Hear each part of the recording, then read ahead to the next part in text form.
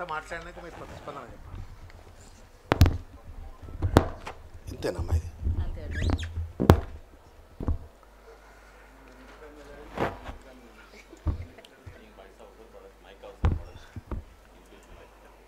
సభకు నమస్కారం. ఓబీసీల పోరుబాట అనేటువంటి అత్యవసరమైన అద్భుతమైనటువంటి ఈ పుస్తక ఆవిష్కరణ సందర్భంగా వేదికపైకి విచ్చేసినటువంటి బహుజన అతిరథ మహారథ నాయకులందరికీ పేరు పేరున హృదయపూర్వకంగా నమస్కారాలు. అదేవిధంగా ఈ సమావేశంలో ఉన్నటువంటి బహుజన బంధువులందరికీ కూడా పేరు పేరున హృదయపూర్వకంగా నమస్కారం. టైం లేదు కాబట్టి నేను ఎవరి పేర్లు కూడా తీసుకెళ్ళలేదు, క్షమించాలా అని చెప్పని కోరుతా ఉన్నాను. నరహరి గారికి ముందుగా, అదేవిధంగా పృథ్వీరాజ్ సింగ్ గారికి హృదయపూర్వకంగా నేను శుభాభినందనలు తెలియజేస్తా ఉన్నాను. This is the most essential book and also an emergency book. ఒక పక్కన దేశవ్యాప్తంగా తెలంగాణలో కూడా బహుజన వాదం బలపడుతూ బహుజనుల ఉద్యమం ముందుకొస్తున్నటువంటి ఒక తరుణంలో సిద్ధాంతపరమైనటువంటి ఒక దార్శనికత ఇవ్వడం కోసం కావచ్చు, లేకపోతే సమాజంలో బీసీల పట్ల ఉన్నటువంటి ఒక అసమానతలను ఎత్తి చూపేందుకోసం కావచ్చు రాసినటువంటి ఒక అద్భుతమైన పుస్తకం. చూడటానికి చిన్నగా ఉంది, బుల్లెట్ లెక్క, కానీ తప్పనిసరిగా ఇది ఒక విస్ఫోటనం తప్పనిసరిగా సమాజంలో కలగజేస్తుందని చెప్పని నేను భావిస్తూ ఉన్నాను. అద్భుతంగా రాసినారు. లాస్ట్లో వారు ఇచ్చినటువంటి ఒక ఫైండింగ్స్ ఏదైతే ఉన్నాయో, వే ఫార్వర్డ్ అని ఏదైతే చెప్పినారో, caste census and different stages of interventions needed ఏదైతే చెప్పినారో అవి తప్పనిసరిగా బహుజనుల ఉద్యమానికి ఒక మార్గదర్శకంగా ఉంటుంది అని చెప్పని భావిస్తూ వారికి నేను హృదయపూర్వకంగా వారిద్దరికీ కూడా రచయితలకు చప్పట్లతో వారికి హృదయపూర్వకంగా ధన్యవాదాలు తెలియజేయాలని చెప్పి కోరుతా ఉన్నాను. ఇది ఆషామాషి ఎఫర్ట్ కాదు. చాలామంది పెద్దలు రిటైర్డ్ అయిన వాళ్ళు ఎవరైనా ఉంటే ఏమో అనుకోకరి, it's not about taking a dig. సర్వీస్లో ఉన్నప్పుడు బహుజనుల గురించి కావచ్చు, దళితవాదం గురించి మాట్లాడంటే చాలామందికి భయం అవుతుంది. ఏమంటారో, పైన వాళ్ళు ఏమంటారో, లేకపోతే ఆఫీసర్లు ఏమంటారో, లేదా రాజకీయ బాసులు ఏమంటారో అని చెప్పని ఎవరు మాట్లాడరు. కానీ దమ్ము ధైర్యం ఉన్నటువంటి ఒక వ్యక్తి నరహరి గారు, బాగా దమ్ము ధైర్యం ఉన్నటువంటి వ్యక్తి. నాకు ఈ పుస్తకంతో పరిచయం కాదు, అంతకుముందు కూడా వారి పోస్టింగ్లు, వారి రాతలు చూసి చాలా ఇన్స్పైర్ అయ్యేవాడిని. ఐఏఎస్ ఆఫీసర్ ఏంది గింత బోల్డ్గా రాస్తాడు అని చెప్పని నేనే ఒకసారి నెంబర్ తీసుకొని ఫోన్ చేసి మరీ మాట్లాడినా కొన్ని ఏళ్ల కింద. Then I sought information and inspiration from him. I really thank you sir. మీరు మాకు మార్గదర్శనం చేస్తున్నందుకు మీ హృదయపూర్వకంగా ధన్యవాదం. అయితే 2-3 విషయాలు నేను మీ ముందుకు పంచుకునేటువంటి ఒక ప్రయత్నం చేస్తాను. ఇవాళ ఈ పుస్తకంలోనే పొందుపరిచినట్టు ఒక విధంగా అసలు బీసీలు ఎందుకు వెనకబడుతూనే ఉన్నారు, ఏ కారణం చేత బహుజనులు ఇవాళకి సమాజంలో ఒక అంటరానితనాన్ని పొలిటికల్ అన్టచబుల్స్ కావచ్చు, ఎకనామికల్లీ సప్రెస్డ్ కావచ్చు, సోషల్లీ డిప్రైవ్డ్ కావచ్చు, ఏ కారణం చేత బీసీలు ఇవాళ అన్యాయానికి గురవుతున్నారు అంటే ఎక్కడో ఒక దగ్గర మనకు రాజ్యాంగంలోనే సరి అయినటువంటి ఒక వాటా లభించలేదేమో అని చెప్పని నాకు అనిపిస్తుంటుంది. కాబట్టి ఇవాళ మన పోరంతా కూడా రాజ్యాంగ సవరణ దిశగా, అదేవిధంగా రాజ్యాంగాన్ని సవరించాలంటే అవసరమైనటువంటి ఒక చట్టసభల్లో ప్రాతినిధ్యం దిశగా మనం పోరాటం చేయవలసిన అవసరం ఉంది అని చెప్పని నేను భావిస్తూ ఉన్నాను. అనేక సందర్భాల్లో మన పెద్దలు, ఉద్యమకారులు, చాలామంది వేదిక పైన ఉన్నటువంటి వాళ్ళు, we were all confined for small goals and small ambitions. ఈ మధ్య కాలంలో కులగణన పేరు మీద కావచ్చు, చట్టసభల్లో ప్రాతినిధ్యం కావాలని చెప్పని ఢిల్లీలో ఇక్కడ అక్కడ జరిగినప్పటికి కూడా తరతరాలుగా దాదాపు స్వాతంత్రం వచ్చి ఇన్ని ఏళ్ళు అయిన తర్వాత కులగణన చేయించుకోవడానికి కూడా మనం సిద్ధంగా లేము, చేయడానికి సిద్ధంగా లేనట్టు ఒక పాలక వర్గాలు ఉన్నట్టు తరుణంలో మన ఉద్యమాలన్నీ కూడా స్కాలర్షిప్ల కోసమో, లేకపోతే కాలేజీల అడ్మిషన్ల కోసమో, ఇంకా చిన్న చిన్న వాటి పట్ల పోయింది తప్ప మూలం అంబేద్కర్ గారు అంటారు, the master key of the development is political power అని చెప్పని. దాని దిశగా కనుక 70 ఏళ్ల కిందనే కనుక మనం మూమెంట్ మొదలుపెట్టుంటే ఇవాళ దాదాపు మనమెంతో మనకంతా అన్నట్టుగా అటు పార్లమెంట్లో కానీ, శాసనసభలో కానీ, బడ్జెట్లో కానీ అన్నిట్లో కూడా మనకు సమానమైన వాటా లభించి ఉండేది. కాబట్టి the perspective with which we have to run the show or the movement అనేటువంటిది తప్పనిసరిగా మనం రీథింక్ చేసుకోవాలా, రీఓరియంట్ చేసుకోవాలని చెప్పని నేను భావిస్తూ ఉన్నాను. బీసీలం, ఓట్లేసే యంత్రాలం, పొలిటికల్ అన్టచబుల్స్, ఇవాళ ఉద్యోగాలలో అన్యాయం ఈ పుస్తకంలో చెప్పినారు. Public sector companies, central universities, central institutes, government of India, ప్రతి దగ్గర కూడా మనకు దాదాపు 10-12% కంటే ఎక్కువ దాటకుండా ఇవాళ బ్యాక్లాగ్ పోస్టులు అని చెప్పని ఏళ్ల తరబడి పట్టేస్తారు. మన పాలక వర్గాలకు మనకు సంబంధించిన వర్గాలు పార్లమెంట్లో అసెంబ్లీలో అడిగితే అరణ్య రోజుల లెక్క పక్కన పెట్టేస్తున్నట్టు పరిస్థితి.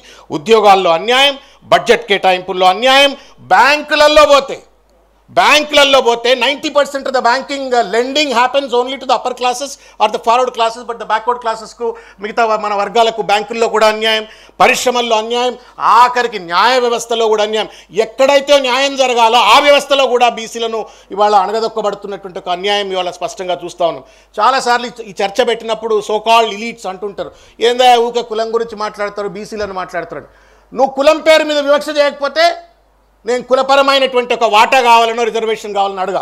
నువ్వు ఎప్పుడైతే కులం పేరు మీద నన్ను వివక్ష గురి చేస్తావో, ఎప్పుడైతే నన్ను కులం పేరు మీద ఒక పొలిటికల్ అన్టచబుల్గా ఎకనామిక్లీ డిప్రైవ్ చేస్తావో, సోషల్లీ సపరేట్ చేస్తావో, తప్పనిసరిగా నేను కులపరమైనటువంటి అస్తిత్వం కోసం, ఆధిపత్యం కోసం, నా వాటా కోసం అని చెప్పని నేను పోరాటం చేస్తాము. కాబట్టి ఇది కూడా సమాజంలో చెప్పవలసిన అవసరం ఉంది అని చెప్పని ఈ సందర్భంగా నేను భావిస్తూ ఒక విషయం నేను ఒక విషయం చెప్పదలుచుకున్నాను. చాలాసార్లు మనం whenever we talk about reservations అనగానే అదేదో మెరిట్ ఎవరిదో సొత్తు అయినట్టుగా ఇవాళ చాలామంది రిజర్వేషన్స్ గురించి ఎందుకు మాట్లాడతారు, పాలిటిక్స్లో కానీ బ్యాంకుల్లో కానీ లేదా ఉద్యోగాల్లో కానీ ఎందుకు మాట్లాడతారు అని చెప్పని మాట్లాడుతూ ఉంటారు.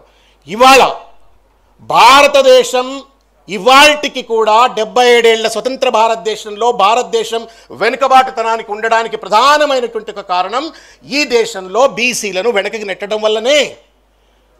The growth of BCs, the empowerment of BCs would directly impact the national empowerment. ఇవాళ ఈ దేశం అభివృద్ధి చెందాలంటే మనం అభివృద్ధి చెందాలి. ఒకానొక కాలంలో ఉత్పత్తి కులాలం, మనమే సమాజానికి దిశ నాగరికత ఇచ్చిన కులాలు ఇవాళ మనం వెనక్కి నెట్టివేయడం వల్ల ఇవాళ దేశం కూడా వెనక్కిపడ్డది. మనం కూడా అమెరికా లెక్క అవుతాం, మనం కూడా ఫ్రాన్స్ లెక్క అవుతాం, మనం కూడా లండన్ లెక్క అవుతాం.